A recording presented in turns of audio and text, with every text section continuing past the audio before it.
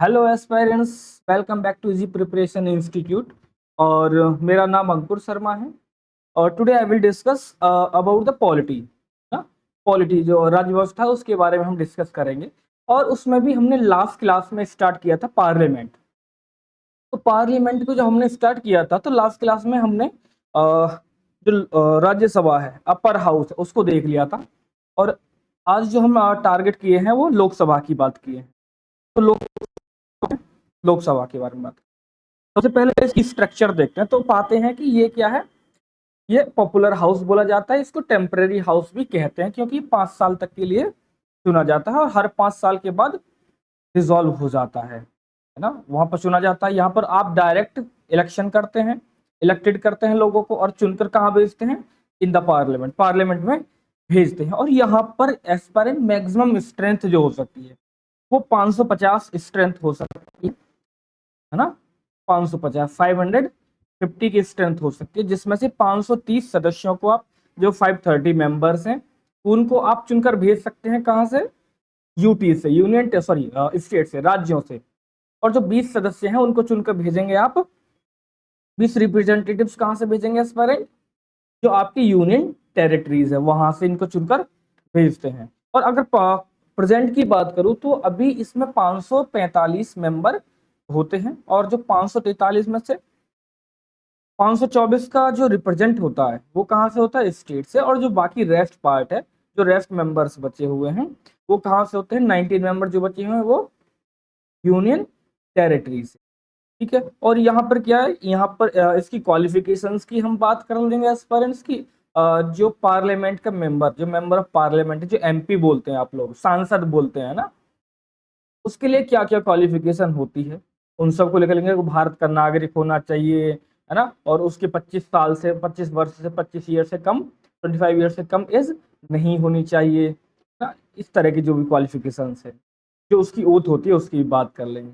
फिर इसके बाद हम देख लेंगे जैसे कि नेशनल इमरजेंसी लगती है या इमरजेंसी होती है ना, during emergency period, the time of Lok Sabha expand for 1 year for in one time, मतलब एक बार में, एक समय के लिए, एक साल के लिए बढ़ाया जा सकता है जब आपके यहाँ आपातकाल लग रहा होगा। तो इतना इसके बारे में लिख लेते हैं। और यहाँ पर रिजर्वेशन भी होता है, इतना यहाँ पर लिख लेते हैं। फिर उसके बाद नेक्स्ट चीजों की बात करते हैं। तो यहाँ पर लिख लेते हैं नेक्स्ट हेडिंग स्ट्रक्चर।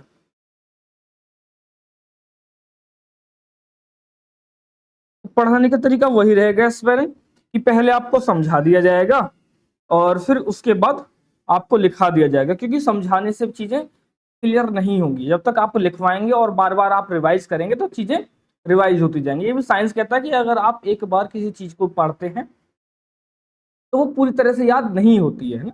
तभी मैंने आपको समझा दिया तो आप समझ गए, आपको आज याद रहेगा, कल याद रहेगा, परसों या उससे अगले दिन आप भूल जाएंगे। लेकिन आपको रिवीजन करने के लिए नोट्स प्रॉपर यहाँ से लिखवा दिया जा रहा है तो उसको आप अच्छे से कर सकते हैं। लिखना स्ट्रक्चर्स के बारे में किसकी बात करें? हम लोकसभा की करते हैं। It is a popular house, it is a popular house, है ना। And its member, its members are directly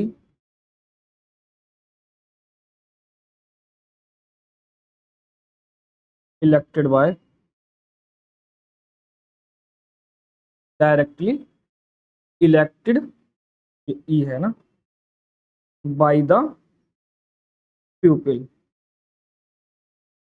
इसीलिए इसके क्या बोलते हैं? द हाउस ऑफ पीपल्स ही बोलते हैं। लिखना नेक्स्ट पॉइंट इसमें, maximum strength of the house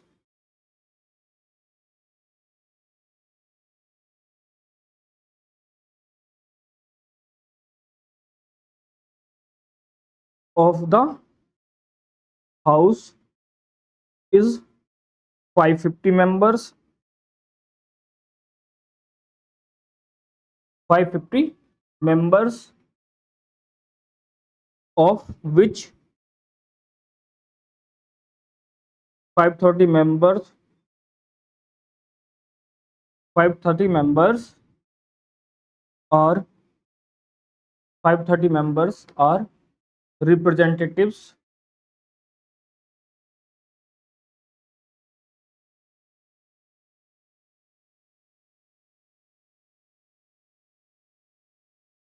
of states and other 20 members from UTs, Union Territories. लिखना next, at present,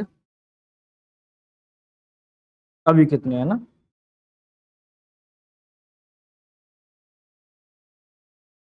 at present house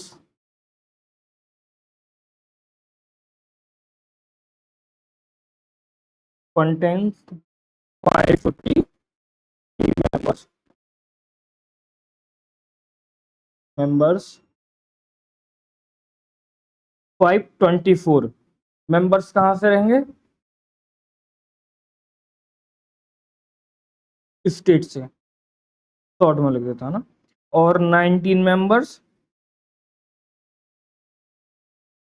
जो 19 मेंबर है वो कहां से रहेंगे, वो है आपके यूटी से, यूनियन टेरिटरी से। तो यहां तक समझ में आ गया होगा। अब बात कर लेते हैं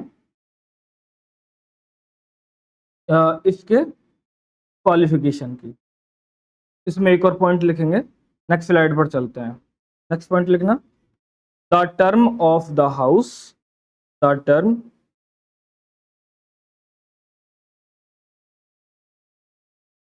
of the house is 5 years, but it can be dissolved by the parliament, sorry, by the president, by the president before the end of its term, कि इसके टाइम पीरियड समाप्त होने से पहले भी इसको समाप्त किया जा सकता है। फिर लिखना एक और point, the term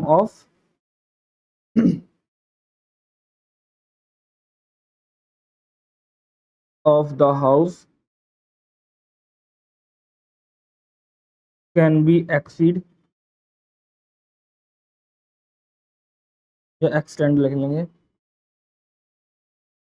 extended for not more than 1 year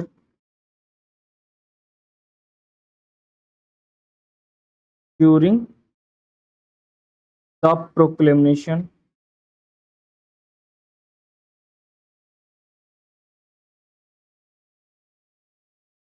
of the national emergency।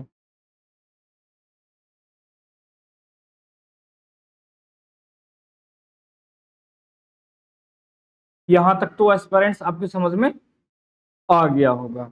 अब बात करते हैं next,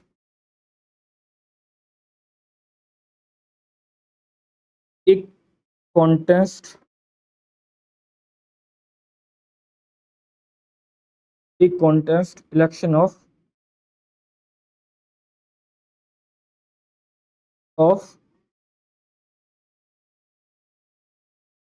Lok Sabha, the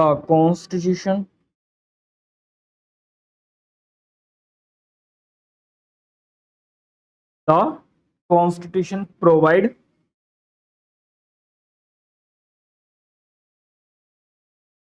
provided that article,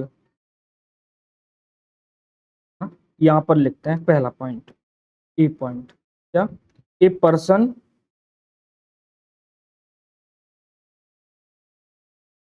must be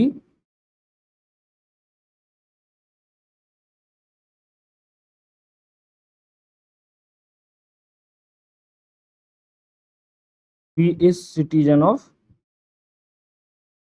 ये तो आपको हर में ही याद रखना है, citizen of India, citizen of India. दूसरा पॉइंट, मस्ट बी कंप्लीटेड या must have completed,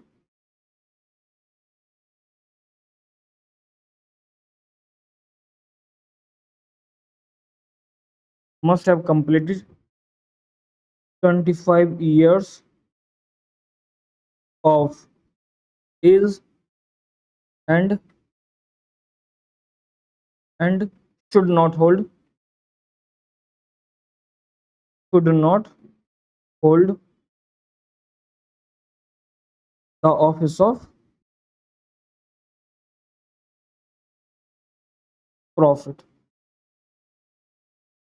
the office of profit. ये ऑफिस ऑफ प्रॉफिट है, इसको अंडरलाइन कर लेंगे, लाभ का पद। ऑफिस ऑफ प्रॉफिट क्या होता है उसको समझ लेंगे कि कोई भी व्यक्ति एक साथ दो मेंबर्स नहीं, दो सदस्य, दो मतलब दो जो हाउस है वहां पर दो हाउस का सदस्य नहीं रह सकता, कि वो एक साथ में लोकसभा का सदस्य भी रह जाए और एक ही समय में किसी विधायिका का सदस्य भी रहे, या एक ही समय पर लोकसभा का सदस्य भी रह जाए और राज्यसभा का सदस्य भी रह जाए, है ना। ये कोई गवर्नमेंट ऑफिसर भी चुनाव नहीं लड़ सकते। ये सारी चीजें किस में आते हैं, ऑफिस ऑफ प्रॉफिट में आती है। ये और अच्छे से तब समझ में आएगा जब हम प्रेसिडेंट और वाइस प्रेसिडेंट के बारे में चर्चा करेंगे। ठीक है, तो इतना यहाँ तक समझ में आ गया होगा। ठीक है, फिर मैंने आपको बता ही दिया कि नॉर्मल टर्म 5 ईयर होता है, अगर इसको बढ़ाया जाएगा तो 1 साल से ज्यादा नहीं बढ़ाया जा सकता नेशनल इमरजेंसी के दौरान, लेकिन इसको कभी कभी समय से पहले भी डिसॉल्व किया जा सकता है। लेकिन एस्पायरेंट्स इसको जो है वो कभी कभी समय से पहले भी डिसॉल्व किया जा सकता है, उसके कुछ ग्राउंड्स हैं। जैसे कि जो काउंसिल ऑफ मिनिस्टर है, जो मंत्रियां हैं, जो कैबिनेट मंत्री हैं, अगर उन्होंने अपना बहुमत खो दिया है, या मतलब लोकसभा में कह सकते हैं कि लोकसभा ने अपना बहुमत खो दिया है, तो प्रेसिडेंट ऐसी काउंसिल ऑफ मिनिस्टर्स की रिकमेंडेशन, उसकी अनुशंसाएं मानने के लिए बाध्य नहीं है, उनकी बात नहीं मानेंगे, उसको क्या कर देंगे, उसको समाप्त वो कर देंगे, है ना, तो डिसॉल्व करते हैं। ये सारी चीजें आ गई। या कि अगर प्राइम मिनिस्टर्स की डेथ हो जाती है, क्योंकि ये एक साथ डूबने के और एक साथ तैरने के सिद्धांत पर काम करता है, क्योंकि देखो जो मिनिस्टर्स में प्रधान है वही कौन है, प्रधानमंत्री। प्राइम मिनिस्टर, मिनिस्टर में जो प्राइम है, अगर उसी की डेथ हो जाती है, मतलब वो हेड है, जो मुखिया है, वो तो समाप्त हो गया, तो जो काउंसिल ऑफ मिनिस्टर वो डिसॉल्व हो जाएगी। तो हो सकता है कि राष्ट्रपति क्या काम करें, या तो किसी दूसरे को ला सकते हैं, नहीं तो फिर क्या करेंगे, लोकसभा को डिसॉल्व कर सकते, समाप्त कर देंगे। ये तो यहाँ तक कॉन्स्टिट्यूशन प्रोविजंस की बात हमने यहाँ पर की थी। अब देख लेते हैं, नेक्स्ट हेडिंग डाल देते हैं, presiding officer of the house. Presiding officer of the house, जो लोकसभा है उसकी तरफ बात कर लेते हैं। नेक्स्ट हेडिंग डालेंगे, नेक्स्ट डायल पर चलते हैं, यहीं से लिखते हैं नेक्स्ट, यहाँ पर हेडिंग डाल देते हैं और आगे लिखेंगे।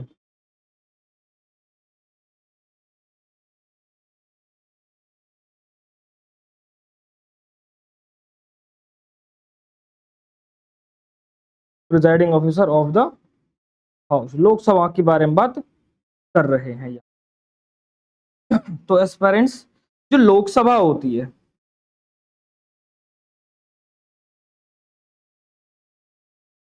ना, और जो राज्यसभा है उसको तो मैंने आपको पढ़ा ही दिया है।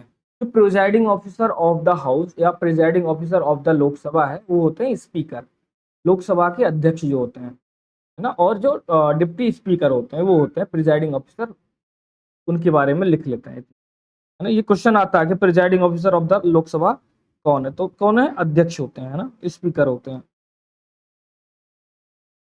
ठीक है ना। The speaker and deputy speaker,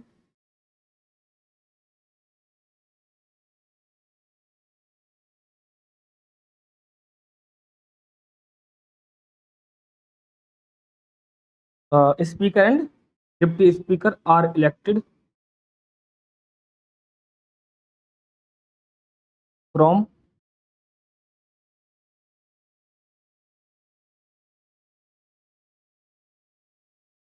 amongst the members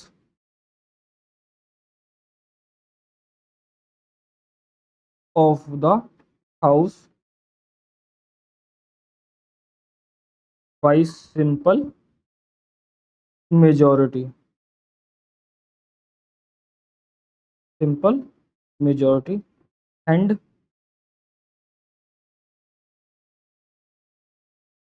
can be removed by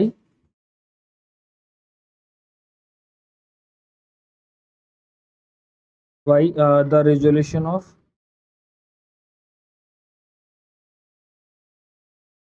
resolution of the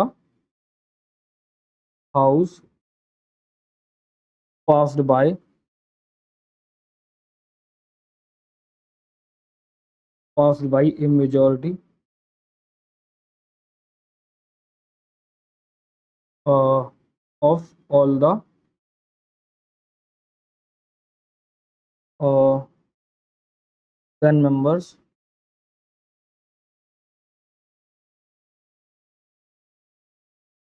of the house. मतलब क्या कि लोकसभा के अध्यक्ष का जो चुनाव होता है लोकसभा के सदस्यों के द्वारा ही होता है।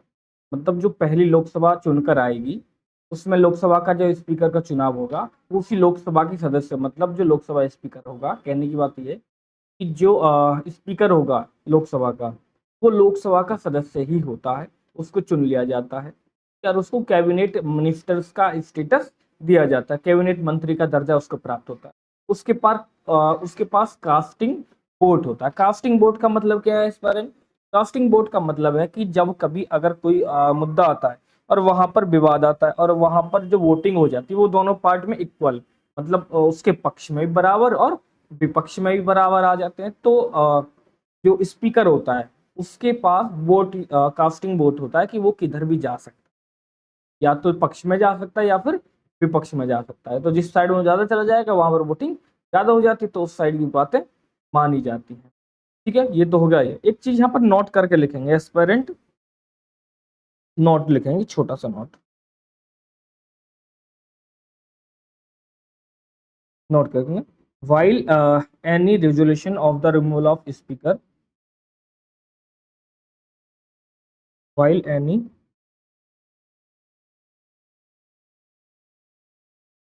resolution for the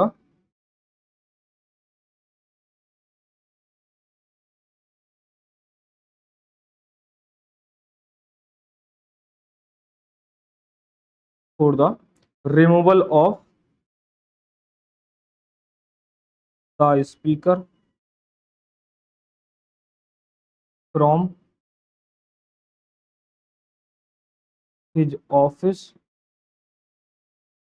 is under consideration.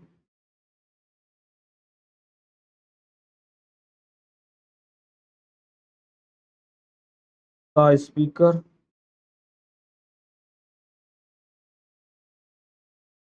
shall not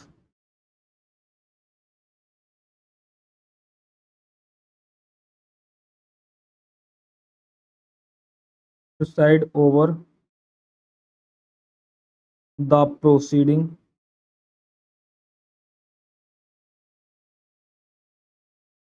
of the house,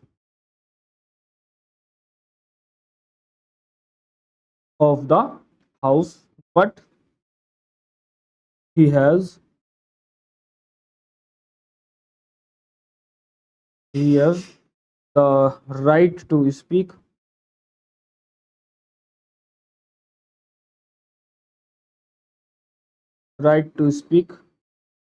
in and to take part in the proceeding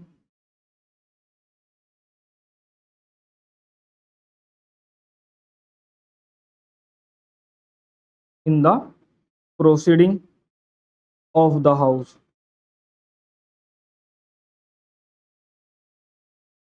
of the house and he has to right to vote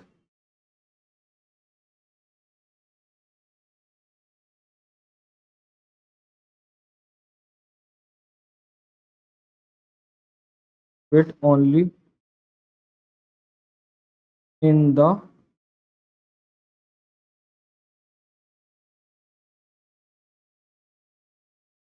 first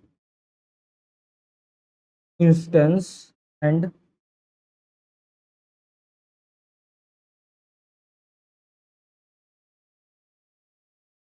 not in case of equality of boards। ठीक है, मतलब right to vote के तहत उसको अपनी बात कहने का, अपनी बात वहां सुनवाने का या उसको वोटिंग में वहां पर जाने का अधिकार दिया गया है। फिर उसके बाद देखते हैं कि स्पीकर का पद जो है वो वेकेंट कैसे किया जाता है, क्या कौन कौन सी चीजें। तो जो उसके पद की रिक्ति के बारे में बात है, उसके बारे में बात कर लेते हैं। जैसे, एक मिनट रुकना।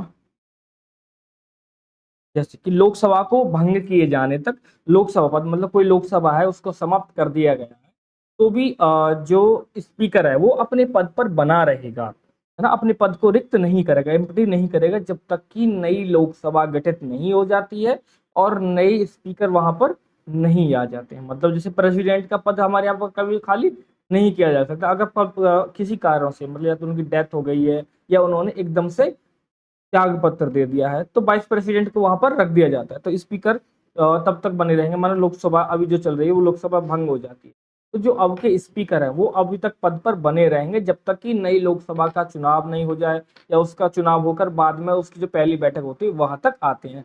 जो लोकसभा होते हैं वो प्रोटेम स्पीकर, जो अस्थायी अध्यक्ष होते हैं, उसको नियुक्त करते हैं। फिर जो वो चले जाते हैं, और जो प्रोटेम स्पीकर होता है वो आके क्या काम करता है, लोकसभा को संभालता है। लोकसभा को संभालने का मतलब क्या कि लोकसभा में बैठक करवाता है, लोकसभा में चुनाव करवाता है, प्रोटेम स्पीकर ये सब काम करता है।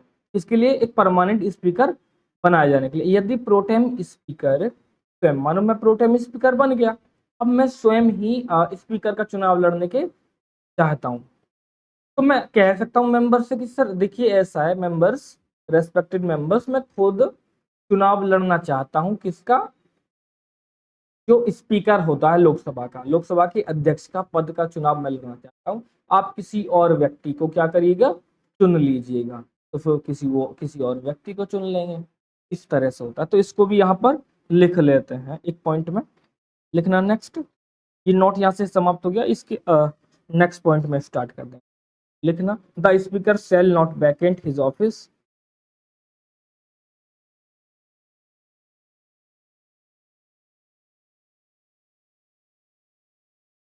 shall not vacate his office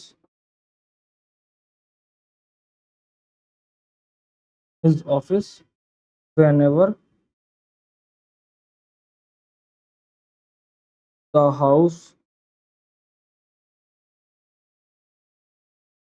of the pupil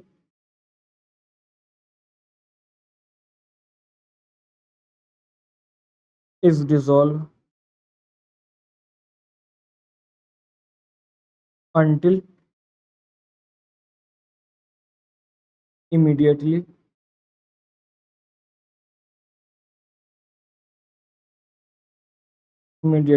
before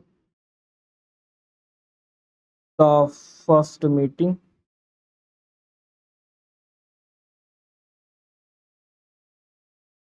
before first meeting of the house of the pupil, या लोकसभा भी लिख सकते हैं, after dissolution.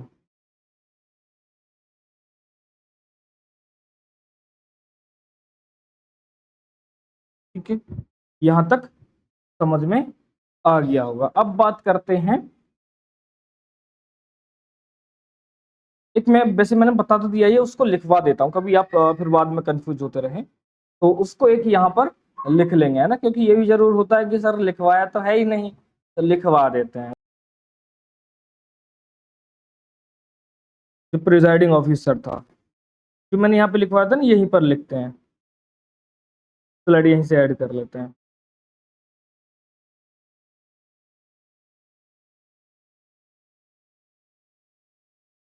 Presiding officer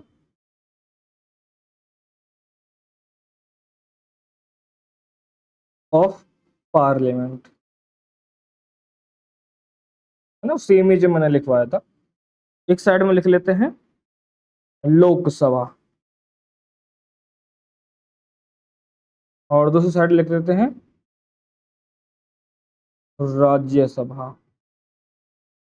Lok Sabha में लिखते हैं, लोकसभा में प्रिजाइडिंग ऑफिसर कौन होता है एस्पायरेंट? अभी मैंने बताया था स्पीकर।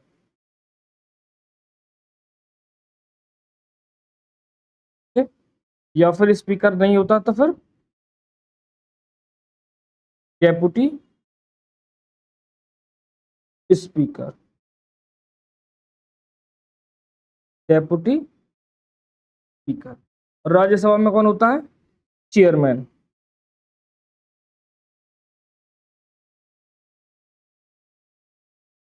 कौन होता है? चेयरमैन। वाइस प्रेसिडेंट काम करते हैं चेयरमैन के रूप में, वाइस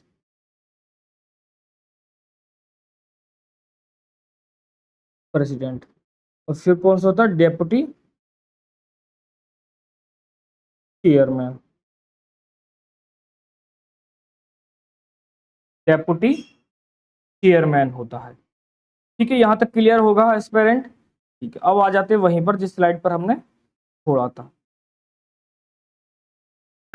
सॉरी, तो यहाँ एक हेडिंग डाल देते हैं,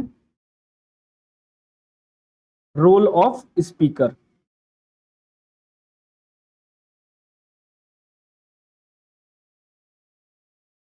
रोल ऑफ स्पीकर, स्पीकर की क्या भूमिका?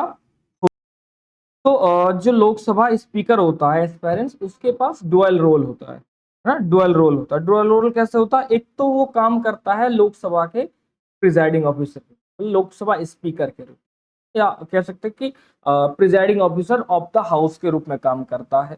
दूसरा काम करता है वो एडमिनिस्ट्रेटिव हेड के रूप में, जो लोकसभा सचिवालय होता है, या कह सकते हैं as the administrative heads of the Lok Sabha secretariat. Secretariat, तो उसमें क्या है कि जो प्रिजाइडिंग ऑफिसर के रूप में अगर वो कुछ प्रोसीडिंग करता है या कोई वर्क करता है, तो उसको आप किसी भी न्यायालय में, मतलब किसी भी कोर्ट में जाकर चैलेंज नहीं कर सकते हैं।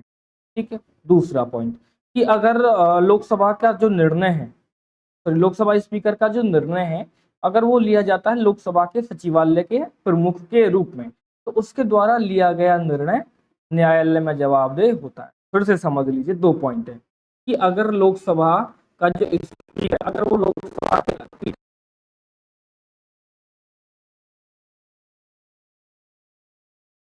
जो जजमेंट है उनकी किसी भी न्यायालय के समक्ष जाकर या न्यायालय में चैलेंज नहीं कर सकते, क्योंकि वो जो उसने चीज काम किया है वो जो लोकसभा है उसके अकॉर्डिंग किया है। अब वो जो लोकसभा के नियम के खिलाफ होगा तो वहां पर देखी जाएगी, लेकिन आप किसी भी न्यायालय में चैलेंज नहीं कर सकते, इतना समझ लीजिए।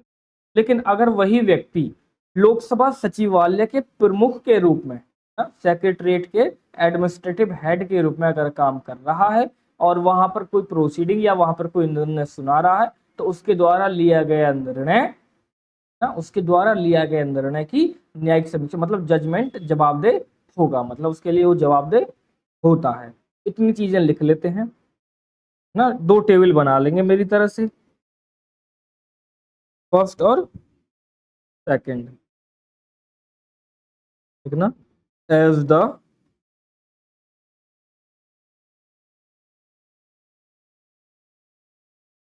Presiding officer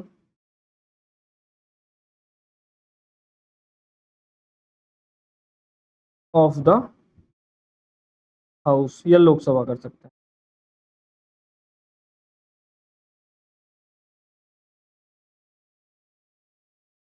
of the Lok Sabha. दूसरी साइड में लिख लेंगे, या पहले इसी के साथ लिख लेते हैं ना, he conduct the proceeding,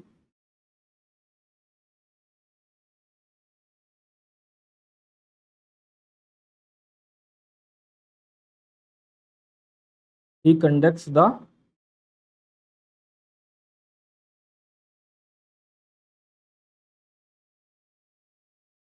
proceedings of the house,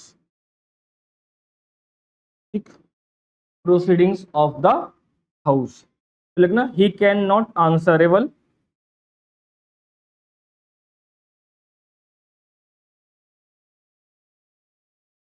he can not या ही इज नॉट लिखना,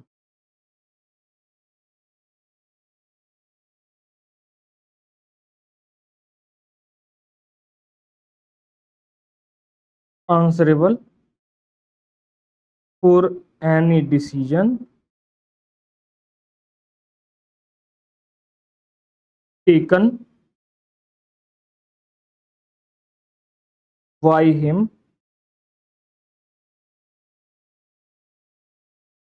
in this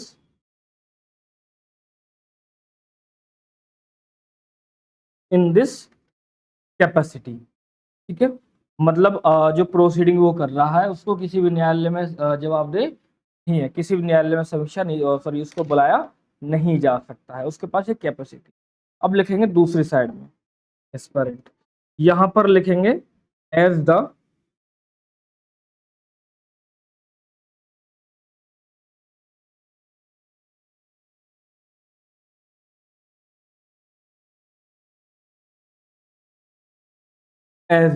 administrative head of the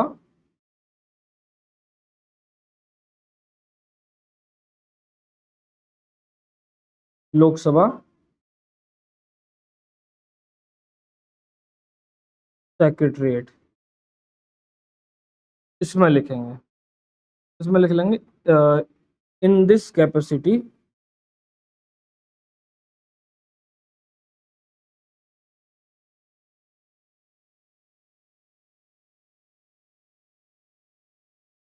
he is answerable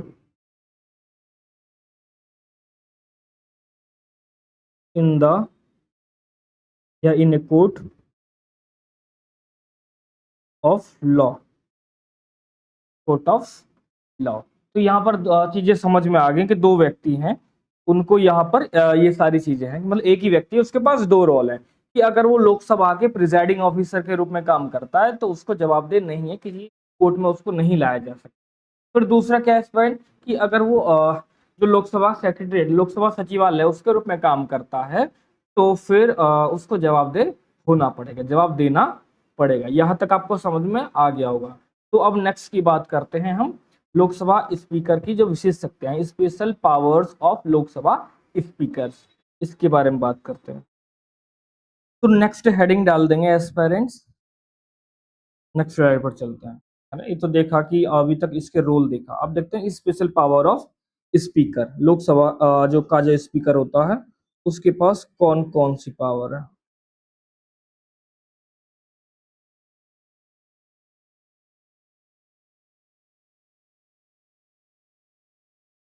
first,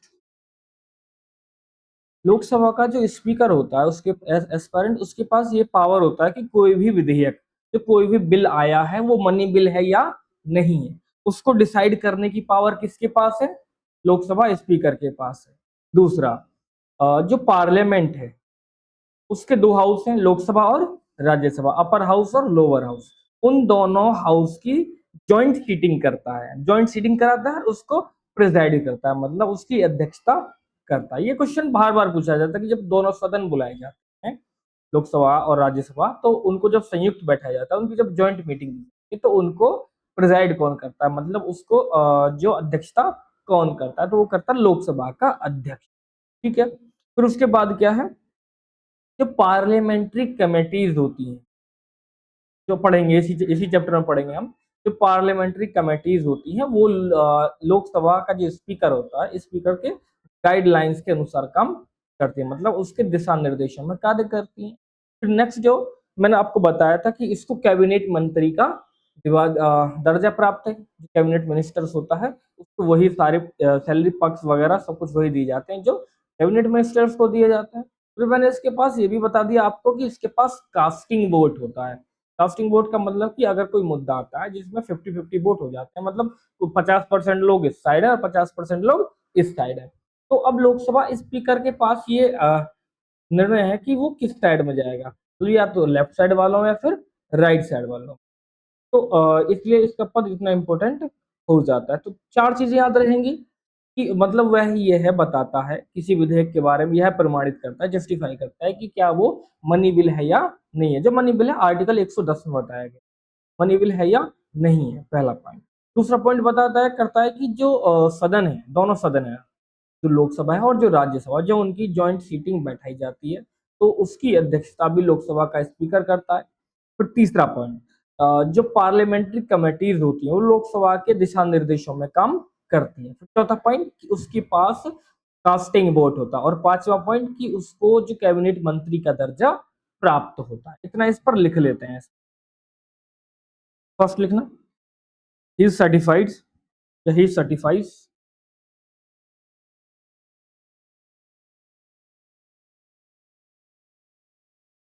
he certifies a bill is moneyable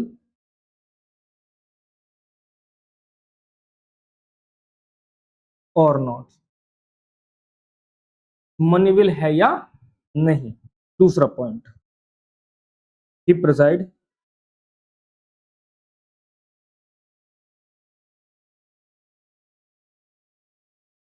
over the joint sitting of both houses of the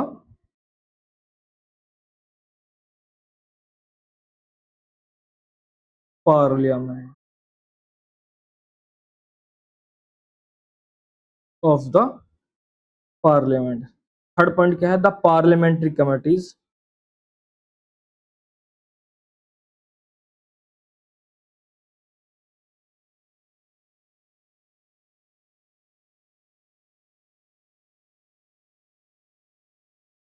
function under the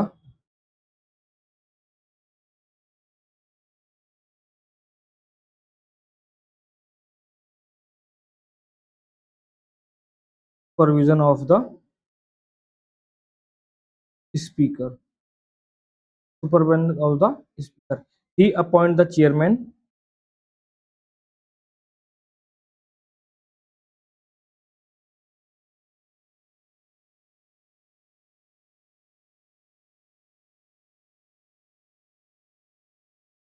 of the parliamentary committees,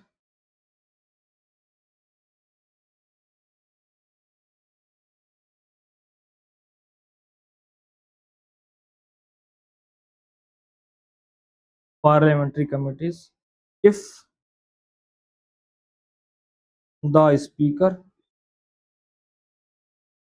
if the speaker is a member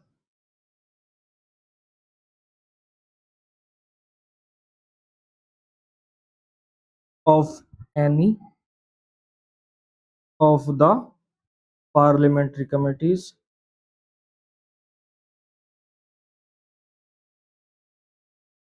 parliamentary committees, he will be the chairperson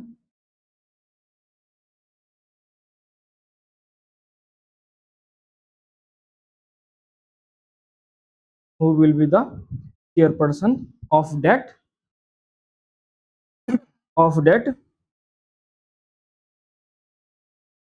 committee।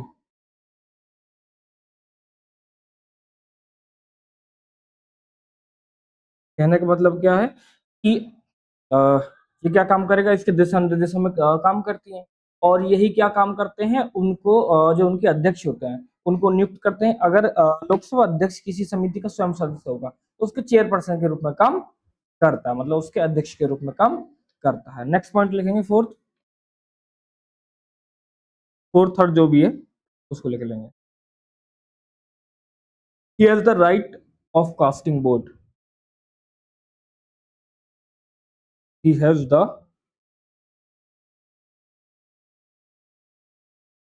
Right of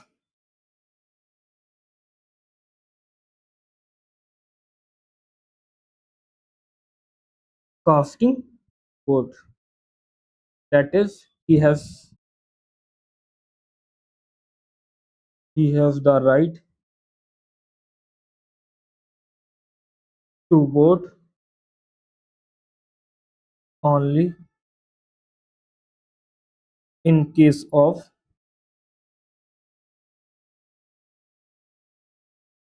tie or equality of votes.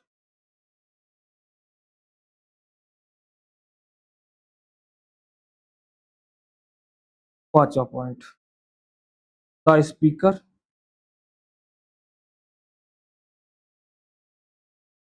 और enjoy cabinet status. Cabinet status, ये थी special power of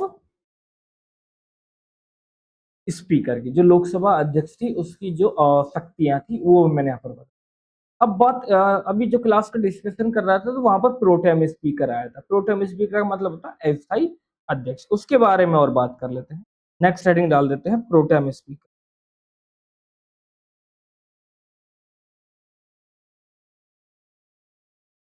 next heading डाल देते हैं aspirant pro tem speaker.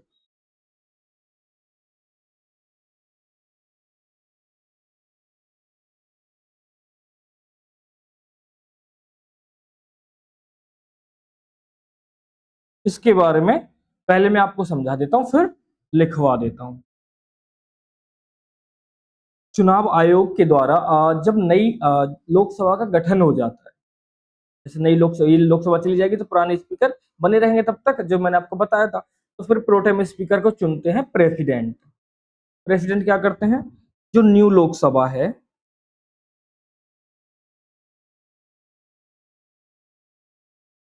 जो new Lok Sabha आई है, ठीक है, उसी में से किसी एक सदस्य को क्या कर देते हैं, प्रोटेम स्पीकर के रूप में चुन देते हैं।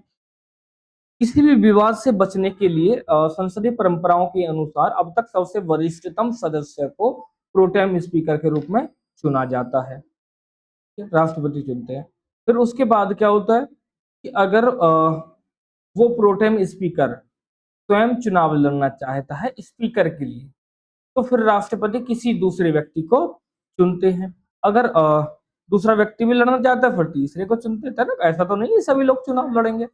तो जो प्रोटेम स्पीकर चुन जाता है वो नई लोकसभा के गठन होने के पहले दिन तक या पहली सत्र तक की अध्यक्षता करते हैं और वहां से लोकसभा अध्यक्ष को चुनवाते हैं, चुनाव कराते हैं। लोकसभा अध्यक्ष कौन होते हैं, वो लोकसभा के सदस्य ही होते हैं।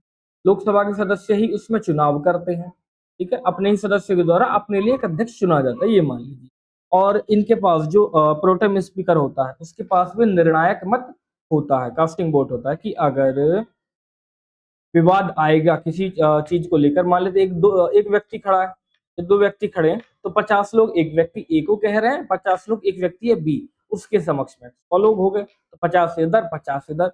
अब स्पीकर कौन बनेगा, स्पीकर वो बनेगा जिसको प्रोटेम स्पीकर अब चाह लेगा। मतलब अगर वो कह देगा ए के पल्ले में जाना चाहता है, मतलब ए के पक्ष में जाना चाहता है, एक प्रोटेम स्पीकर, सॉरी, ए क्या बन जाएगा, स्पीकर बन जाएगा। अगर कह देगा कि मैं बी के पक्ष में जाना चाहता हूं तो फिर बी स्पीकर के रूप में चुनकर आ जाएगा।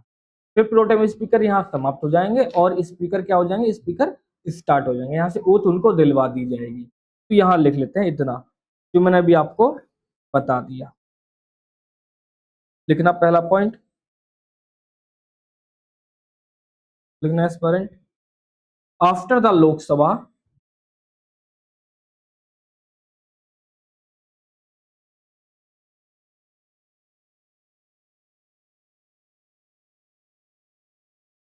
after the Lok Sabha is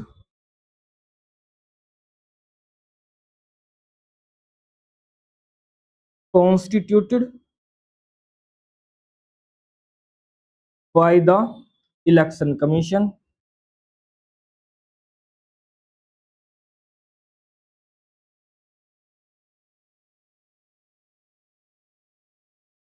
the election commission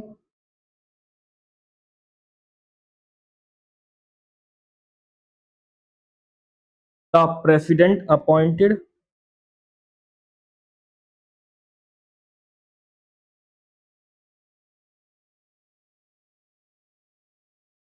या अपॉइंट से लिख लेना, appoints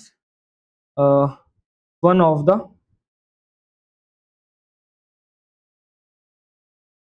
member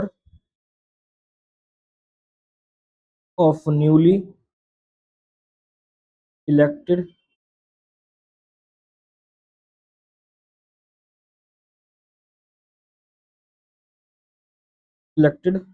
Lok Sabha as the pro tem speaker, as the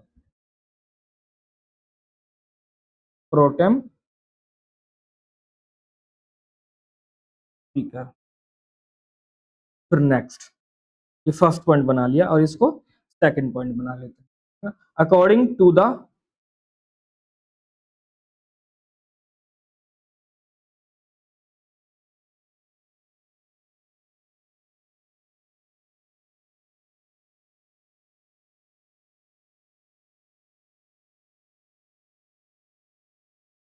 parliamentary rules, the president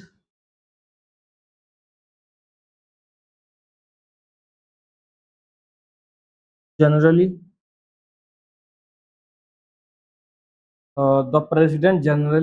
appoints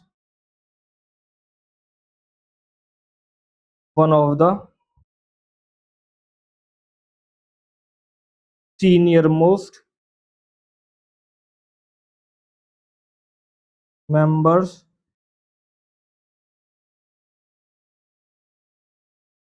of the newly elected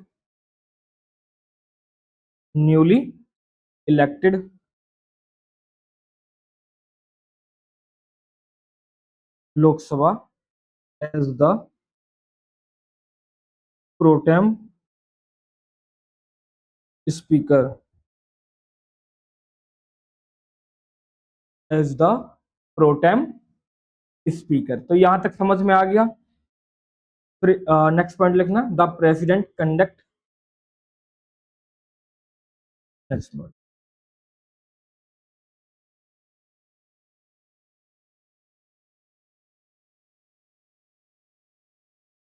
conduct the oath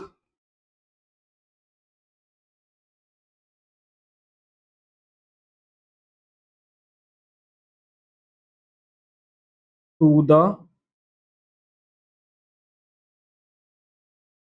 pro tem speaker,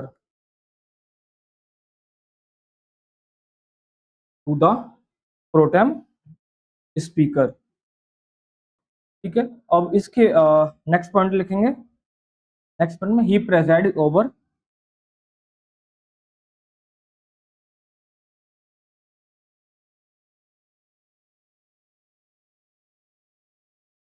the first session of the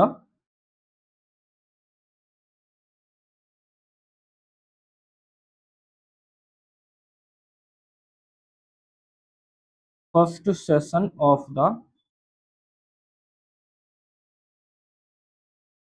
the newly elected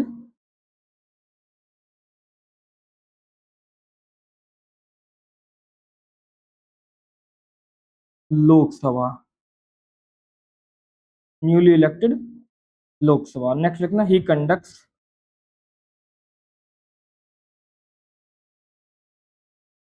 the oath to the newly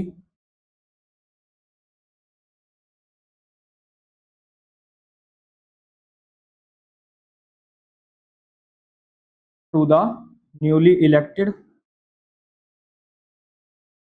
members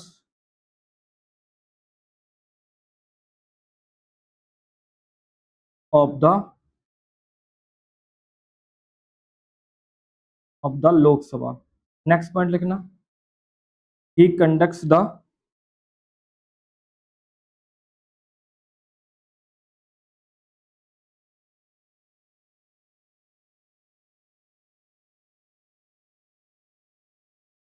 election of the pupil या member भी लिख सकते, pupil लिखना। If the pro tem speaker, जो मैंने आपको बताया था कि यदि प्रोटेम स्पीकर स्वयं भी लड़ना चाहे चुनाव, if the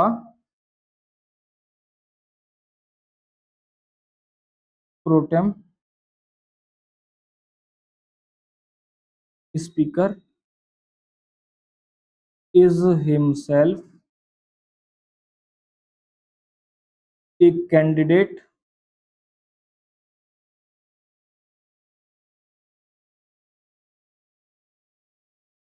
candidate for the speaker post, for the speaker post, the president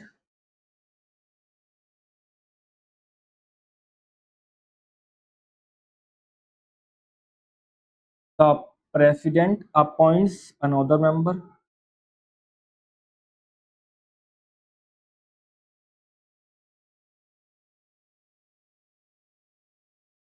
another member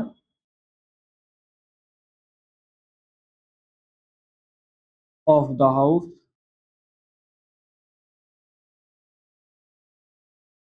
as pro tem speaker,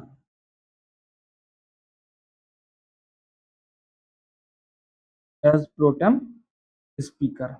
next point में लिखना, the pro tem speaker has to write,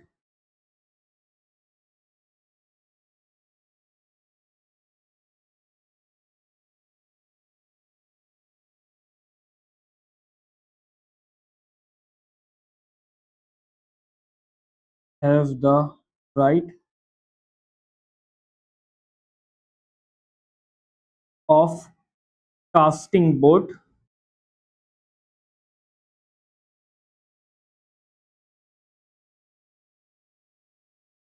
casting vote in the speaker's election, on the speaker election, कि उसके पास casting vote होता है election में। तो यहां तक आपको समझ में आ गया होगा, यहां तक आपको समझ में आ गया होगा। अब बात कर लेते हैं एक छोटे से पॉइंट की।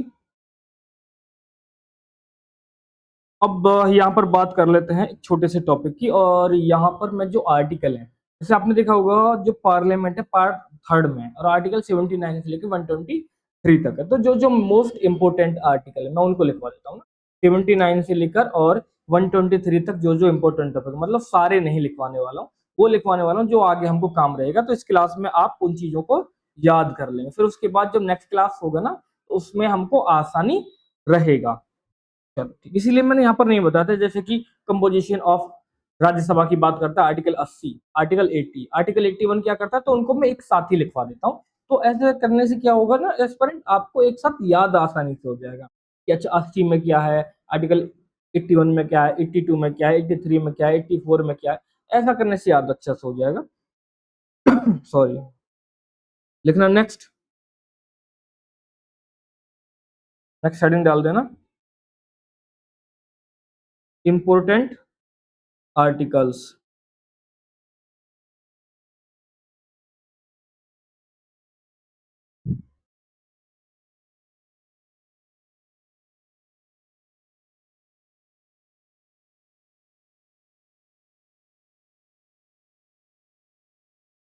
रिलेटेड टू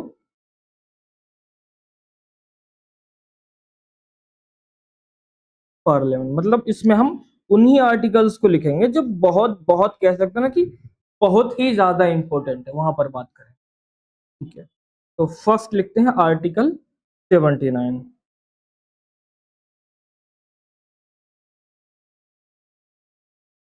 आर्टिकल 79, इसमें क्या लिखा है, कॉन्स्टिट्यूशन ऑफ पार्लियामेंट।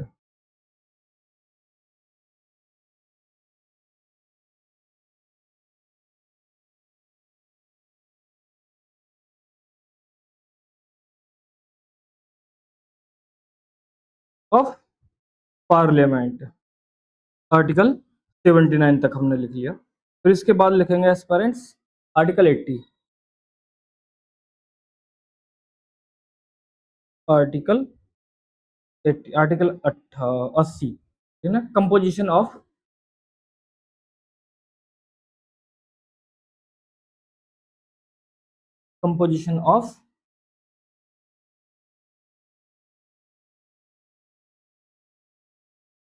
राज्यसभा। फिर लिखेंगे आर्टिकल 81, कंपोजिशन ऑफ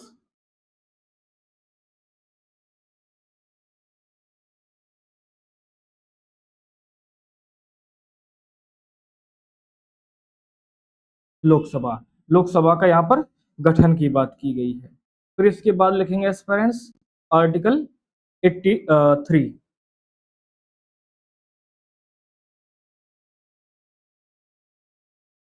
आर्टिकल 83 ऐसे ही लिखवाऊंगा सारे, ऐसे नहीं कि एक लाइन ऐसे लिखवाना स्टार्ट कर दूंगा। लेकिन 83 में ड्यूरेशन ऑफ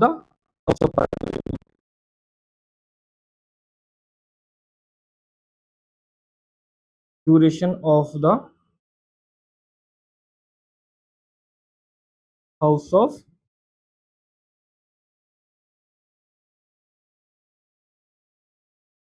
पार्लियामेंट। फिर नेक्स्ट लिखेंगे आर्टिकल, आर्टिकल 84, क्वालिफिकेशन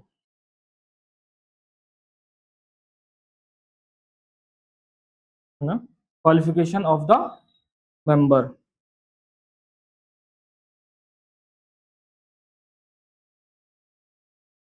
कि जो सदस्य हैं वो कौन कौन सी क्वालिफिकेशन रखेंगे। क्वालिफिकेशन का मतलब ऐसा नहीं कि एजुकेशन कितना रहेगी, उसकी बात नहीं करें, मतलब वो भारत का नागरिक होगा, है ना, उसका 25 वर्ष की आयु हो चुकी होगी, इस तरह से। फिर लिखेंगे आर्टिकल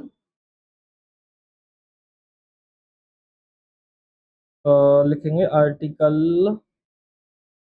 89 डायरेक्ट, है ना, 85 से में लिखेंगे एस्पेरेंट आर्टिकल 89 में chairman and deputy chairman of chairman and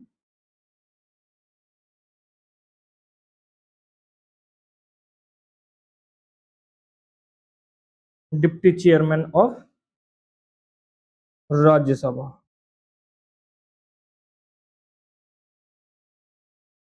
फिर लिखेंगे नेक्स्ट आर्टिकल 93, आर्टिकल 93 इसमें लिख लेंगे speaker and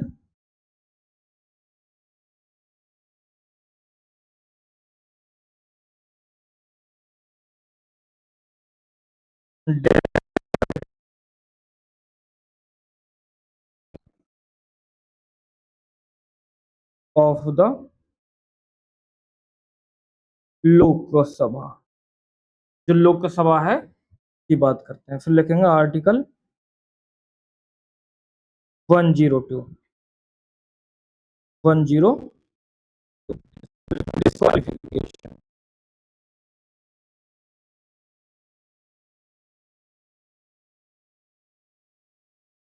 disqualification for membership, या मेंबर्स लिख लेगा, मेंबरशिप लिख सकते। फिर लिखेंगे next article 105,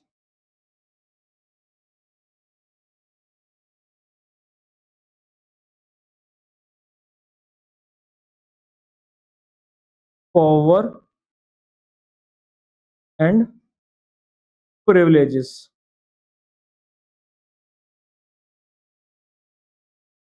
power and privilege of the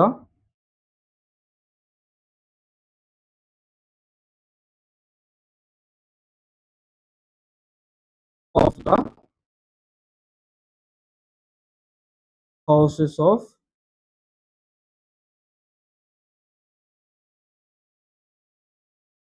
parliament, है ना। ये पढ़ेंगे आगे जब हम पढ़ेंगे ना कि कौन कौन सी इनको पावर है, कौन कौन सी प्रिविलेजेस। फौजदारी मामलों में गिरफ्तार किया जा सकता है एक सांसद को, लेकिन दीवानी मामलों में संसद की सत्र के दौरान गिरफ्तार नहीं किया जा सकता, वो आगे पढ़ेंगे।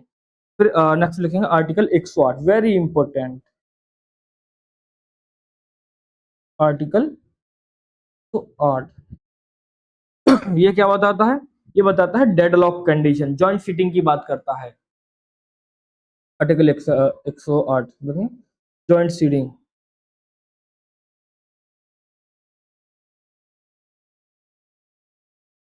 Joint sitting of the houses. फिर लिखते हैं आर्टिकल 110, आर्टिकल 110 मनी विल के बारे में बता, डेफिनेशन ऑफ मनी विल।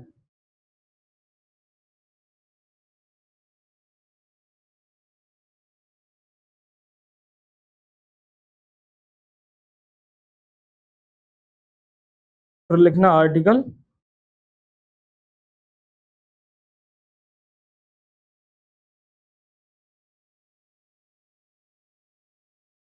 111, इतना ज्यादा इंपॉर्टेंट नहीं है, फिर भी लिखवा देता हूं आपको। Assent to bills. फिर आता है आर्टिकल 112, एनुअल फाइनेंशियल स्टेटमेंट। इसी को क्या बोलते हैं एस्पिरेंट? बजट, है ना। इंपॉर्टेंट आर्टिकल है आपके लिए आर्टिकल 112। तो बजट शब्द का प्रयोग संविधान में कहीं नहीं हुआ है, उसके स्थान पर क्या हो, एनुअल फाइनेंशियल स्टेटमेंट वर्ड का यूज किया गया। ये आपको ध्यान रखना, ये पूछा जाता है कि संविधान में बजट शब्द का प्रयोग किया गया, लेकिन बजट शब्द का प्रयोग वहां पर नहीं किया गया है, बल्कि आर्टिकल 112 बताता है एनुअल फाइनेंशियल स्टेटमेंट्स, मतलब जो साल के हमारे खर्चे हैं उन सब के बारे में बात, तो उसी को हम बजट बोलते हैं। फिर इसके बाद लिखेंगे आर्टिकल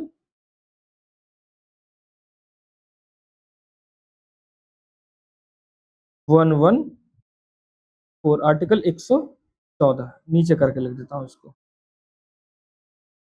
यहाँ पर, appropriation bill.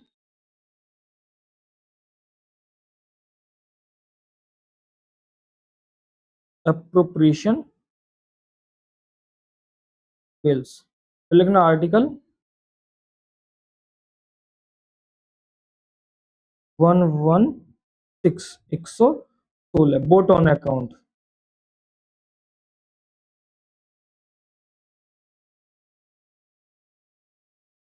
Boat on account. फिर लिखना आर्टिकल 113, तीन आर्टिकल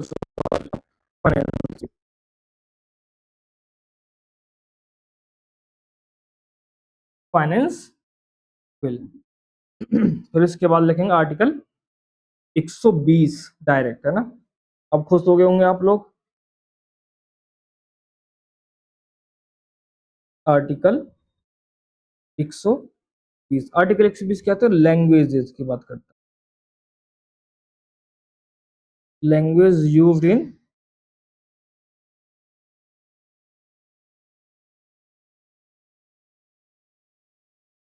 पार्लियामेंट। फिर लिखना article 122,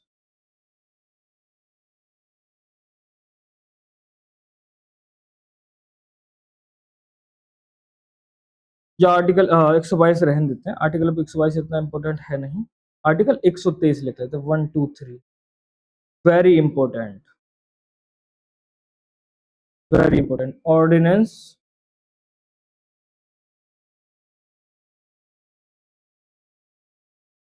making power, power of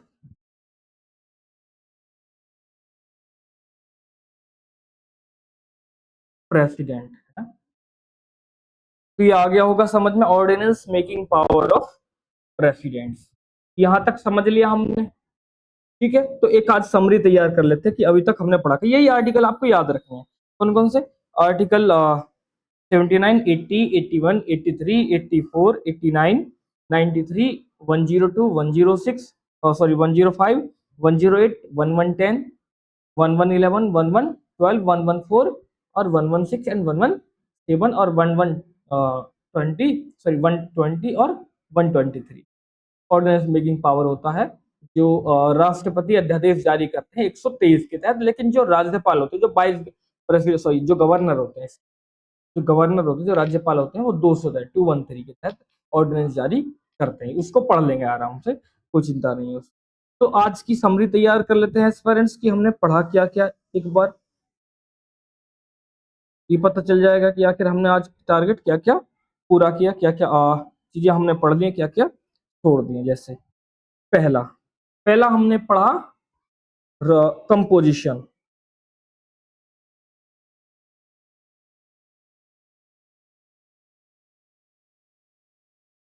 composition of Lok Sabha.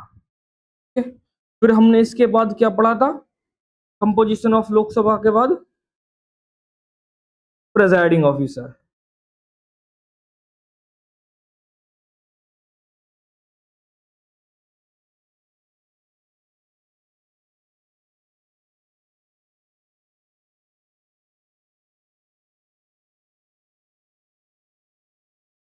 Of the houses.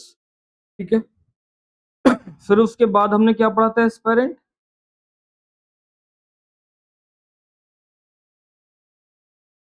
Role of speaker,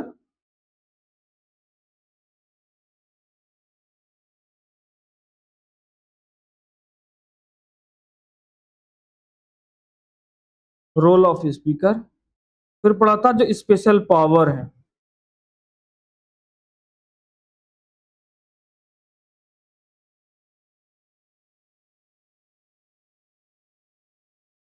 special power क्या है लोकसभा स्पीकर की, ये हमने पढ़ा था। फिर उसके बाद क्या पढ़ा था,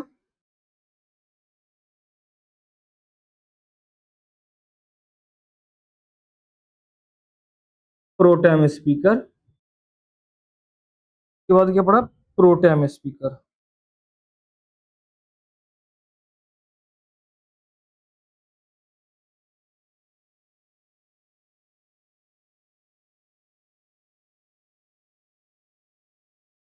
प्रोटेम स्पीकर।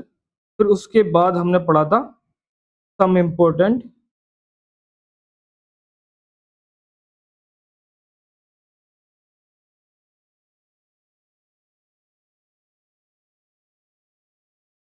आर्टिकल्स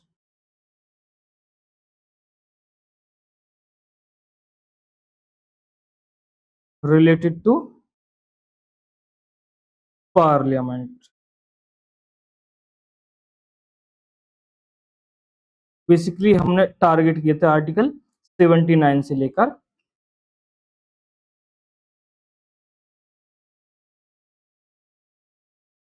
123 तक, हाँ 79 से लेकर 130 तक, 123 तक किया था। तो उम्मीद करता हूँ यहाँ तक आपको क्लास आज समझ में आई होगी। फिर से मिलेंगे एक नई क्लास में, है ना, और तब तक के लिए जय हिंद।